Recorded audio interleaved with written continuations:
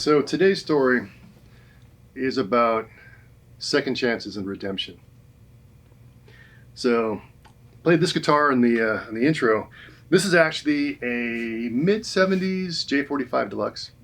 And when I got this guitar, it is not in the condition that you see it in today. This was in two pieces. Somebody had broken the neck off and tried to repair it and took a lot of wood off of the repair. Usually when you break a neck, you can actually put them back together as long as all the pieces are still there and they're somewhat fresh break. Whoever did this actually sanded down both pieces so they didn't actually fit anymore the way they would. So literally I found this guitar in a garbage can at a sale that I got some of the other equipment I've got here. And I looked at it as a project and wanted to take it on. So I took it home and figured out pretty early on that it wasn't a project that I was willing to do. I needed somebody who's a little more of an expert. So I was getting a lot of work done down over at Norm's Rare Guitars, setups and things like that I were beyond what I could do, like Bigsby's and things like that. And took it there to their luthier, which is Joel Whitehead. So I was in there. This was actually when Mark Agnesi was still the general manager over at Norm's.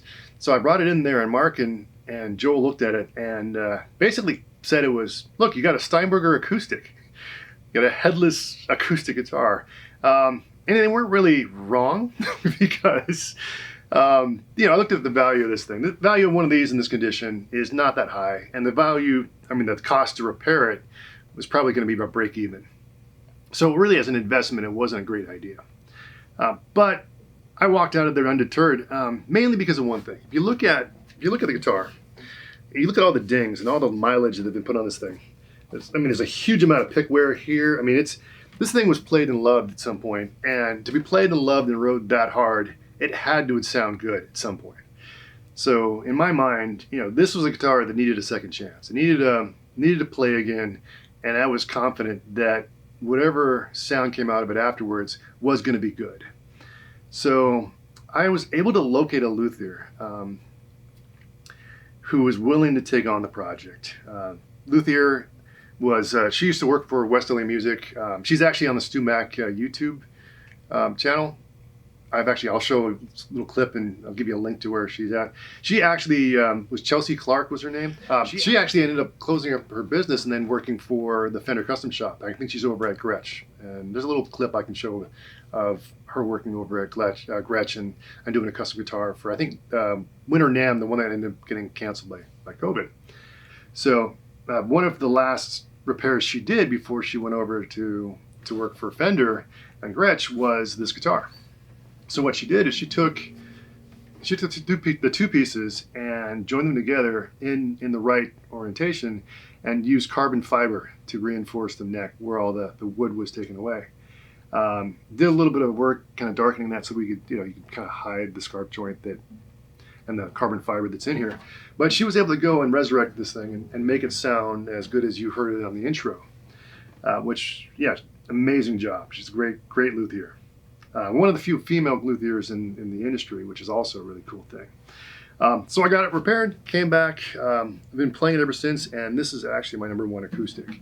I've actually got another one. I've got a small Martin over there. This thing is still, in my mind, a better sounding acoustic. So I was right, I think, at the end, and you guys can weigh in if you agree with me. I took something that I had faith in that would sound good again and be able to be playable, and I resurrected it rather than have it be a wall hanger or end up in a landfill. So that is the story of this J45. Okay, so here's how I recorded the guitars in the beginning of the intro. So J45 into a Rode NT1. I've inverted the NT1 and I got around the 15th fret of the fretboard. I found if I went too close to the 12th fret, I'd lose the low end pretty much. And if I went too close to the sound hole, it'd get really boomy and I'd have to really squash it with the compressor. So NT1 routed into Audio 73 EQ, which is a Neve 1073 clone. And for my compressor, in the insert of the Audio, I've got the Brickle Labs Distressor. From there, I go into my Claret Focusrite interface, and then into my DAW, which is Reaper. So do a little audio clip to give you an idea of how this rig sounds.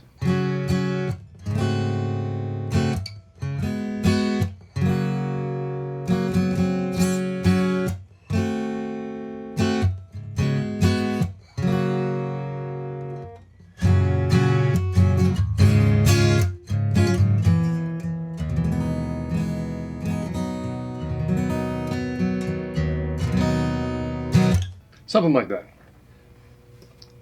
All right, so for the bass, I'm using my 1990s era Guild B4 CE short scale bass. Basically, back in the 90s, there was a huge thing with coffee houses and acoustic shows. And this is what I used to bring as my main bass out to the shows. And we did a lot of Alice in Chains covers, so this thing's got a lot of Alice in Chains song wear on it. Good thing about it, it's got a Fishman preamp, so Fishman preamp into 1/4 inch out to a preamp. Now, I got to give an apology to Rocktron's Blue Thunder, because last video I bagged on that thing, and actually I used that preamp for the chorus effect on this audio. I'm actually using their chorus bottom, and it's actually their factory preset. I went looking for a good bass chorus, and that's probably the best one that I could find out of the rack that would emulate what Michael Nielsen did in his performance on the Alice in Chains acoustic show. So, bass, Rocktron Blue Thunder, into pretty much directly into the Focusrite interface, and then into the DAW. So there isn't a whole lot going on there. So let me play a little bit, and you can hear what that sounds like isolated.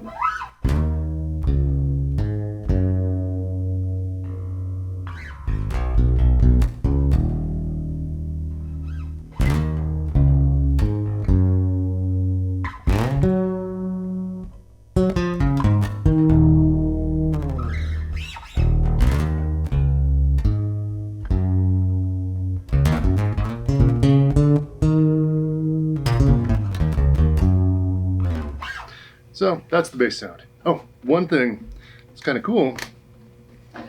You notice that signature right there? That's actually Mike Inez's signature. I got to hang and jam with them for a little bit before the pandemic. As a charity thing, I was able to get into that got me close to him. So he's a really cool dude. But that's how I get the bass sound.